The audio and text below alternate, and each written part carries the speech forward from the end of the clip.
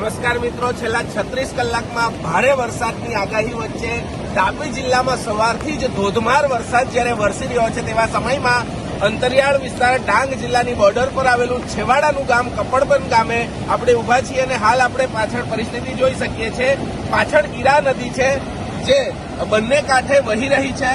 જે ડાંગ જિલ્લાની મુખ્ય નદીઓમાંની પૂર્ણા અંબિકા બાદ ગીરા નદી આવે છે અને ગીરા નદીના છેવાડે વસેલું આ ગામ જે કપડબંધ ગામથી નિશાળ ફળિયાને જોડતો આ કોઝવે છે જે ડૂબી ચૂક્યો છે અને અહીંયા એક ફળિયું જે સંપર્ક વિહોણું બની ચૂક્યું છે કારણ કે પાણી ખૂબ જ વહી રહ્યું છે। અહીંયાથી કહેવાય છે કે જનજીવન ચોક્કસથી પ્રભાવિત થયું છે।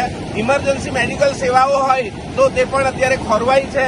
પાછળ ઘણા બધા લોકો આપણને દેખાઈ ગયા છે, પશુપાલનથી જોડાયેલા ખેડૂતો છે એ સંપર્ક વિહોણા બની ચૂક્યા છે। તેવા સમયમાં સ્થાનિકોની માંગ ઉઠી રહી છે કે આવા જે નીચાણવાળા કોઝવે છે ભવિષ્યમાં ઊંચા થાય જેથી કરીને ફળિયાવાસીઓને અગવડતા ના ઊભી થાય। બાકી જે આગાહી મુજબ ચોક્કસથી ધોધમાર વરસાદ તાપી જિલ્લામાં સાર્વત્રિક વરસી રહ્યો છે, 8 તાલુકામાં વરસી રહ્યો છે।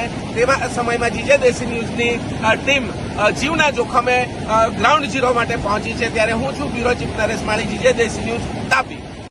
ભારે વરસાદથી તાપી જિલ્લાના 72 રસ્તાઓ બંધ, કપડબંધ અને મોટા તારપાડા ગામના ગ્રામજનો મુશ્કેલીમાં।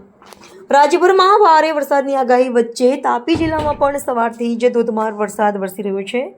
સતત વરસાદને કારણે જિલ્લાના અનેક વિસ્તારોમાં જનજીવન પ્રભાવિત બન્યું છે।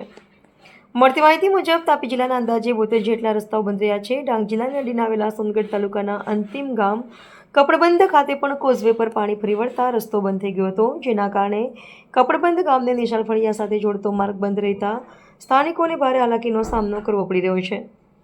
ઉપરાંત નજીકના મોટા તારપાડા ગામના ઉપલા ફળિયા તરફ જતા લો લેવલ કોઝવે પણ દર વર્ષની જેમ આ વર્ષે પણ પાણીમાં ગરકાવ થઈ ગયો છે।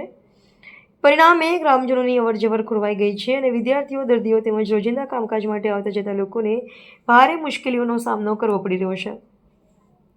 સ્થાનિકોના જણાવ્યા મુજબ દર ચોમાસામાં બંને સ્થળે એકસરખી સ્થિતિ સર્જાય છે, તેથી ગ્રામજનોએ તંત્ર સમક્ષ માંગ કરી છે કે કપડબંધ અને મોટા તારપાડા ગામના લો લેવલ કોઝવેને ઊંચા બનાવી કાયમી ઉકેલ લાવવામાં આવે, જેથી ચોમાસા દરમિયાન પણ સુરક્ષિત અને સરળ અવરજવર શક્ય બને અને દર વર્ષે સર્જાતી મુશ્કેલીઓમાંથી લોકોને આપનું નામ?